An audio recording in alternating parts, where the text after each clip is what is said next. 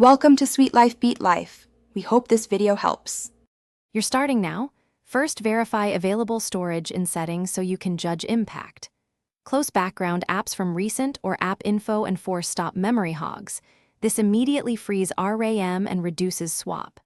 Next, clear app caches selectively. Go to each app, choose storage, then clear cache.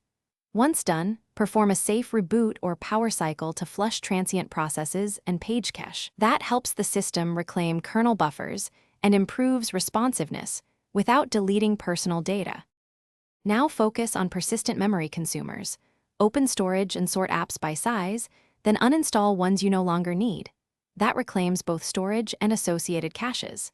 Move photos, videos, and large downloads to an SD card or cloud to reduce internal storage pressure. Less storage usage means fewer background trims. For apps causing memory leaks, clear app data after backing up settings. This resets the app and removes orphaned files, forcing a clean memory footprint when the app restarts. Finish with advanced steps. Enable developer options and limit background processes only if you understand trade-offs.